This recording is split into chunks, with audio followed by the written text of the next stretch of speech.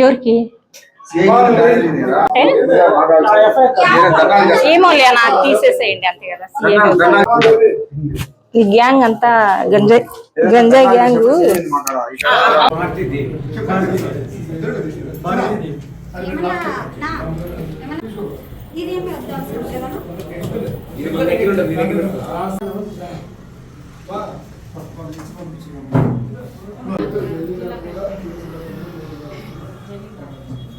మారుతీదేవి, నా పేరు మారుతీదేవి. నేను నా తమ్ముడు పరమేష్ యాదవ్ ఇట్లా నా టవర్ మేము వచ్చి కూలి పని చేసుకునే వాళ్ళము. టీవీ టవర్ దగ్గరికి పనికి అడిగేకపోయి ఉన్న నిమిత్తంలో నా తమ్ముడిని ఇలా వాళ్ళు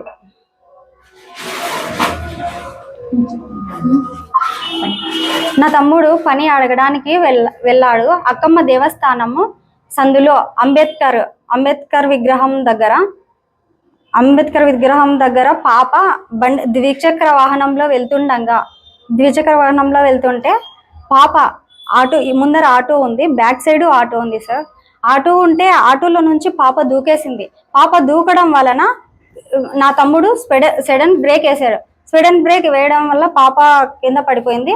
ఏం తగిలిందో అని నా తమ్ముడే పాపని ఎత్తుకొని వాళ్ళ అమ్మ నాన్నకి చెప్పేసి హాస్పిటల్లో చూపించుదాం రాక చిన్న పాప ఏమైతుందో అని అడిగాడు. పాపకి మోకాలు దొరికిపోయిందని హాస్పిటల్లో కానీ చెప్పినారు. నా తమ్ముడిని ఇష్టానుసారంగా కక్షపూర్వకంగా చాలా ఉద్దేశపూర్వకంగా కొట్టినట్టు చాలా అసభ్యకరంగా దుర్భాషలాడుతూ విచక్షణ రహితంగా నా తమ్ముడికి మైకం లేకుండా రాజ్యంగా కొట్టినారు. వాళ్ళ తల్లిదండ్రులు ఇట్లా ఇడిపికోకుండా వాళ్ళ తల్లిదండ్రుల ముందరే కొడుతున్నారు. ఆ కొట్టడం వలన మేము హాస్పిటల్లో ఏం జరిగిందో చూద్దామని చెప్పేసి ఇంకా కాసేపు వెయిట్ చేసినా కూడా మళ్ళీ కాలర్ పట్టుకొని వచ్చి నా తమ్ముడికి అంగి చింపుకుంటూ ఈడ్చుకొని వచ్చేసి లాక్కెళ్ళి కర్రలతోనూ ఇటుక పిల్లలతోనూ ఇష్టానురాజ్యంగా 10-15 మంది చుట్టుకొని కొట్టారు.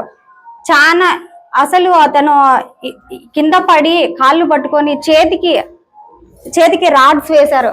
రాడ్స్ వేసినా కూడా ఈ రకంగా రాడ్స్ వేసినారు సార్. మీ కాళ్ళు పట్టుకుంటా మమ్మల్ని వదిలేయండి అన్నట్టు నిన్ను చంపుదామని బెదిరిస్తూ కర్రలు తీసుకొని ఎత్తుకుంటూ వచ్చి ఇటుక పిల్లలు తీసుకొని కాళ్ళు పట్టుకొని ఇంత దూరం నడుచుకుంటూ ఒక 1 కిలోమీటర్ 2 కిలోమీటర్స్ అంత దూరం ఈడ్చుకెళ్లారు. నన్ను కాళ్ళు పట్టుకొని ఈడ్చుకెళ్ళిపోయి ఇలా చేస్తున్నారు. ఈడ్చుకెళ్ళిపోయి ఎంత చేసినా కూడా పాపకేం కాలేదు కదా అన్న, ఎందుకు నన్ను కొడుతున్నారు, నాదేమైనా తప్పు ఉందా, ఎందుకు కొడుతున్నారు నా అని చేతులు ఎత్తి దండం పెట్టినా కూడా నీకేమైతుంది రా, నువ్వు బండి నువ్వు ఏం చేసుకుంటావో చేసుకోపో, నీ దిక్కొచ్చినోనికి చెప్పుకోపో, నువ్వు ఎవడున్నారా నిన్ను సంపుదే గాని మనకి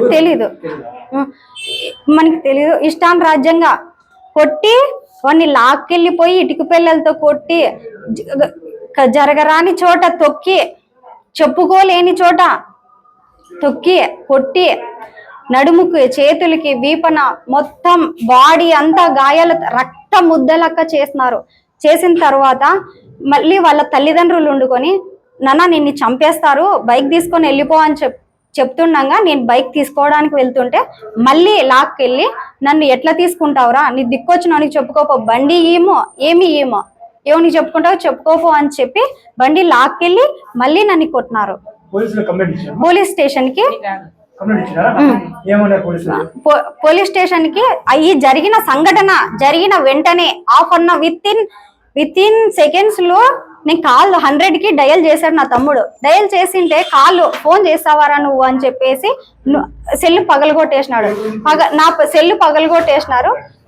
కొట్టిపోయడం వల్ల నేను నడుచుకుంటూ లిఫ్ట్ అడుక్కుంటూ నేను స్టేషన్ దానా వచ్చిన 1 టౌన్ పోలీస్ స్టేషన్ కి వచ్చాను.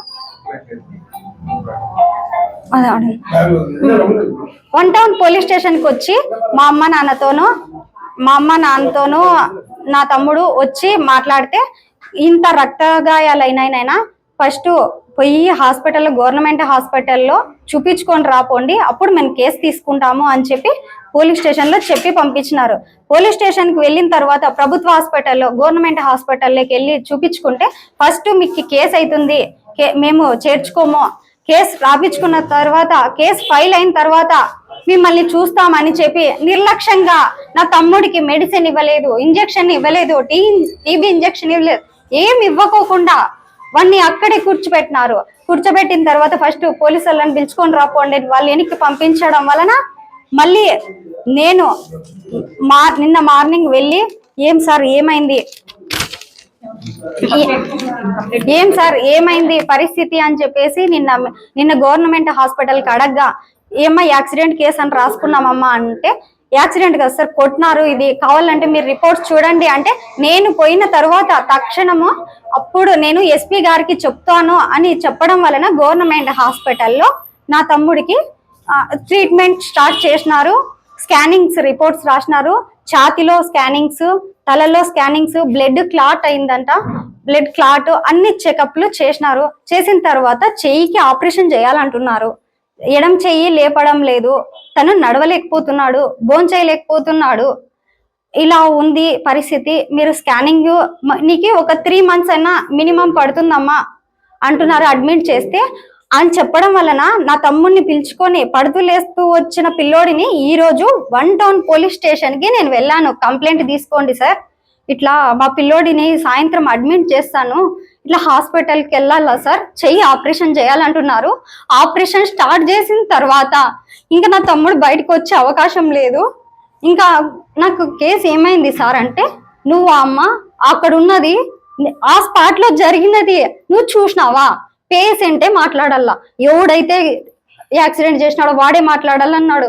నా తమ్ముడు మాట్లాడలేని పరిస్థితిలో ఉన్నాడు, నా తమ్ముడు నిలబడలేని పరిస్థితిలో ఉన్నాడు. ఇలా ఉన్నప్పుడు కూడా పక్కన నా తమ్ముడిని నేను అడుగుతున్నా, సార్ ఇది సార్ పరిస్థితి అని, నిలబడలేకుండా కూర్చోబెడుతుంటే ఏరా అంత పొగరా అంటాడు.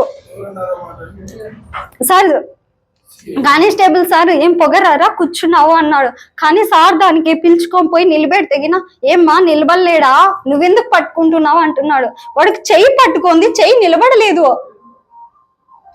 అలాంటి సమయంలో ఏం సార్ కంప్లైంట్ నేను రాశాను, ఏం సార్ మా పరిస్థితి, మేము హాస్పిటల్కి వెళ్ళాలి, ఎఫ్ఐఆర్ ఫైల్ చేయండి, విచారణ చెయ్యండి అని చెప్తే సర్లేండి అని స్పాట్కి 2 కానిస్టేబుల్ని పంపించినారు. స్పాట్లో కనిపిస్తే స్పాట్కి పోయిన తర్వాత విచారించగా ఆడ గేర్లో అందరూ ఏమంటున్నారంటే, మీ వాడిది ఏం తప్పు లేదమ్మా, ఆ పాప ఆటోలో పడింది, గాయం అయింది అని చెప్పేసి శ్రీ వెంకటేశ్వర క్లినిక్ లో గాని మేము ఎంక్వైరీ చేసుకున్నాం.